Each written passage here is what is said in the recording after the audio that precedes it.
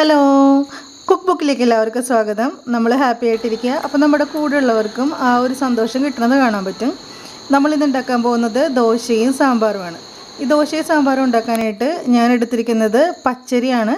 നമ്മുടെ സാധാരണ പച്ചരി. പക്ഷേ രണ്ട് തരത്തിലുള്ള പച്ചരിയുണ്ട്. നീണ്ട പച്ചരിയുണ്ട്, ഉരുണ്ട പച്ചരിയുണ്ട്.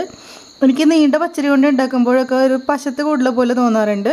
അതുകൊണ്ട് ഞാനെപ്പോഴും ഉണ്ട പച്ചരിയാണ് ദോശയും ഇഡ്ഡലി ഉണ്ടാക്കാനായിട്ട് ഉപയോഗിക്കുന്നത്. കൂടാണ്ട് ദോശയും ഇഡ്ഡലി ഉണ്ടാക്കാനായിട്ട് എനിക്ക് രണ്ട് തരത്തിലുള്ള റെസിപ്പീസാണ് എൻ്റെ അടുത്തുള്ളത്. ഇഡ്ഡലിക്ക് വേറെ, ദോശയ്ക്ക് വേറെ. ഞാൻ ഉണ്ടാക്കുന്ന ഇഡ്ഡലിയുടെ റെസിപ്പി വെച്ചിട്ട് ദോശ ഉണ്ടാക്കി ശരിയാവാറില്ല. അതുപോലെ ദോശയുടെ റെസിപ്പി കൊണ്ട് ഇഡ്ഡലി ഉണ്ടാക്കിയാൽ ഇഡ്ഡലി ആവാറുണ്ട്. പക്ഷേ ഒരു ഉലുവ ഇടുന്നതുകൊണ്ടായിരിക്കും ഒരു ചെറിയ സ്മെല്ലിൻ്റെ വ്യത്യാസം ഉണ്ടാവും. അപ്പോൾ അതുകൊണ്ട് എൻ്റെ അടുത്ത് രണ്ട് റെസിപ്പിയാണ് കേട്ടോ.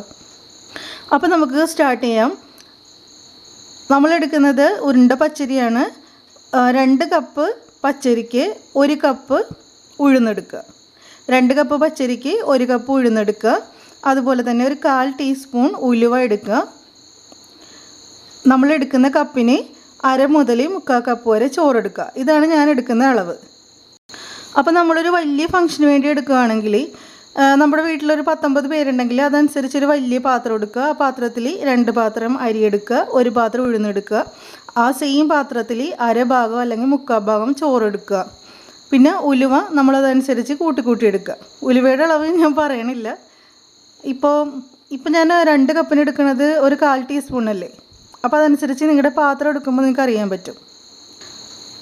അപ്പോൾ ഇനി ഒരിക്കലും നമുക്ക് ഇഡ്ഡലിക്കും ദോശയ്ക്കുമുള്ള അളവ് തെറ്റിപ്പോകരുത്. 2 കപ്പ് അരി, 1 കപ്പ് ഉഴുന്ന്, 1/4 ടീസ്പൂൺ ഉലുവ. അതേ കപ്പിന് 1/2 കപ്പ് ചോറ് അല്ലെങ്കിൽ 3/4 കപ്പ് ചോറ്. 1 കപ്പ് ചോറോ അല്ലെങ്കിൽ 1/2 കപ്പിൽ താഴെ ചോറോ എടുക്കരുത്.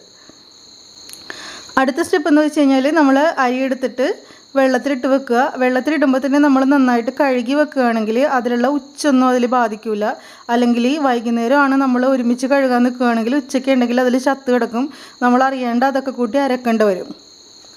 അപ്പോൾ ആദ്യം തന്നെ അരി ഒരു 2-3 പ്രാവശ്യം കഴുകി വെക്കുക. എന്നിട്ട് അരക്കുന്നതിന് മുമ്പ് ഒന്നും കൂടി കഴുകി വെക്കുക. ഇനി ഞാൻ അരക്കാൻ വേണ്ടി ആരംഭിച്ചിരിക്കണതാണ്. ഒരു 4 മണിയാകുമ്പോഴേക്കും അരി വെള്ളത്തിലിടുകയാണെങ്കിൽ നമുക്കൊരു 7 മണി 8 മണിയൊക്കെ ആകുമ്പോഴേക്കും അരച്ച് വെക്കാൻ പറ്റും. അപ്പോൾ സാധാരണ നമ്മൾ ഒരു 4 മണിക്കും 5 മണിക്കും ഇടയിൽ തന്നെ അരി വെള്ളത്തിലിട്ട് വെക്കാൻ ശ്രമിക്കുക. അതുപോലെ തന്നെ 8 മണിക്കും 9 മണിക്കും ഇടയ്ക്ക് തന്നെ നമ്മൾ അരച്ച് വെക്കാൻ ശ്രമിക്കുക. എങ്കിലേ പിറ്റേ ദിവസം രാവിലെ ഒരു 6 മണിയൊക്കെ ആകുമ്പോൾ തന്നെ നമുക്ക് നല്ല സോഫ്റ്റായിട്ടുള്ള ദോശ ചുട്ടെടുക്കാൻ പറ്റുള്ളൂ. അപ്പോൾ അരി വെള്ളത്തിലിടുന്നത് നല്ലൊരു പ്രധാനപ്പെട്ട ഒരു കാര്യമാണ്. ഞാൻ ജോലിക്ക് പോകുന്ന ആളാണ്. അപ്പോൾ ഞാൻ ചെയ്യുന്ന പരിപാടി എന്താണെന്ന് വെച്ച് കഴിഞ്ഞാൽ, രാവിലെ തന്നെ എല്ലാ പണിയും കഴിയുമ്പോഴേക്കും അരി ഉഴുന്നും കൂടി എടുത്ത് കഴുകി വെള്ളത്തിലിട്ടിട്ട് നേരെ ഫ്രിഡ്ജിലേക്ക് എടുത്ത് വെക്കും. ഫ്രീസറിലല്ല, സാധാരണ ഫ്രിഡ്ജിലേക്ക് താഴെ എടുത്ത് വെക്കും. എന്നിട്ട് വൈകുന്നേരം 7 മണിയാകുമ്പോൾ വന്നിട്ട് അരച്ച് വെക്കും. അപ്പോൾ അങ്ങനെയും പരീക്ഷിക്കാവുന്നതാണ്. ചോറ് അരക്കുമ്പോഴും വെള്ളമൊഴിച്ച് അരക്കാറില്ല. ഞാൻ ആ അരച്ച് വെച്ചിട്ടുള്ള പൊടിയിലാണ് ചോറ് ചേർത്തിട്ട് ഒന്നും കൂടി അരച്ച് വെക്കുന്നത്. എന്നിട്ട് ചേർക്കുമ്പോൾ നല്ല കറക്റ്റ് പാകമായിട്ട് വരാറുണ്ട് കേട്ടോ. ഞാൻ ഈ പാകത്തിനാണ് വെള്ളം ഒഴിച്ചിട്ട് വെച്ചേക്കണത്.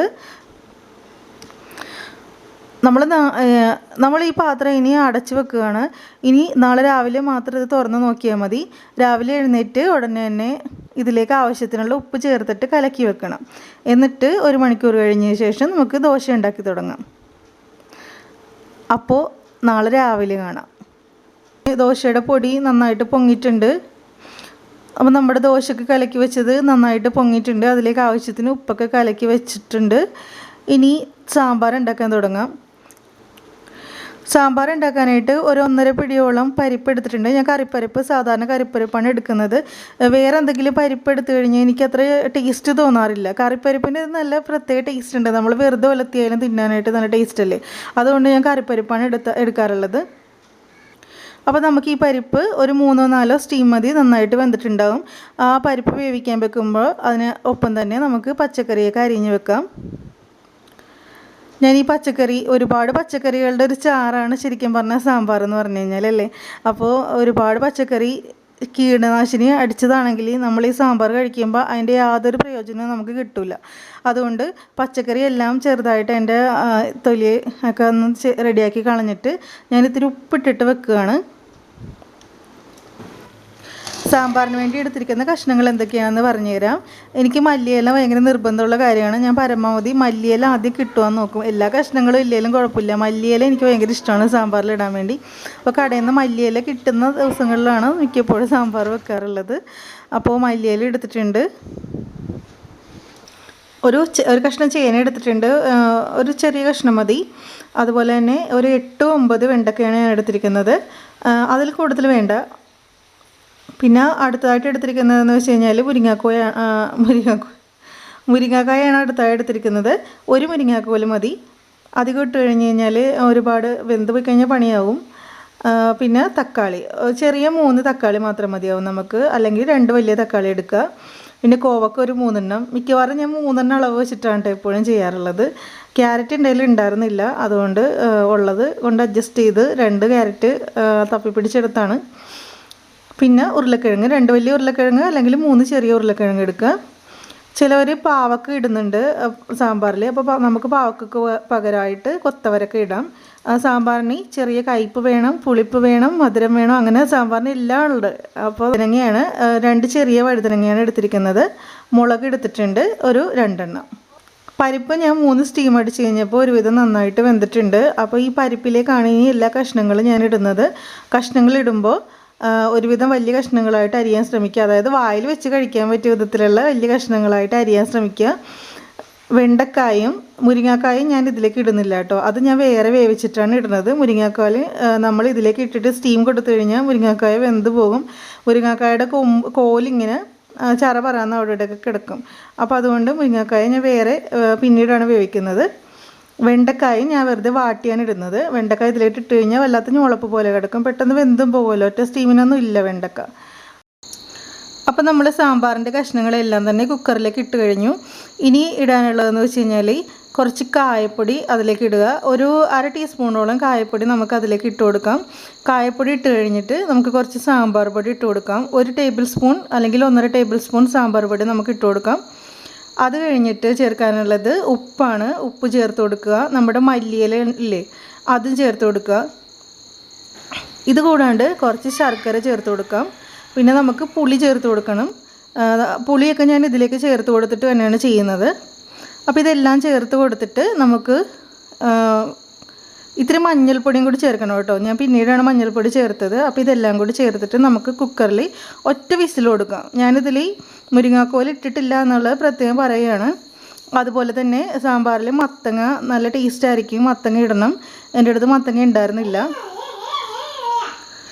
അടുത്തതെന്ന് വെച്ച് കഴിഞ്ഞാൽ നമ്മളൊരു പാൻ വെക്കുക. പാനിലേക്ക് വെളിച്ചെണ്ണ ഒഴിച്ചിട്ട് ഈ വെണ്ടക്ക ഒന്ന് വാട്ടിയെടുക്കണം.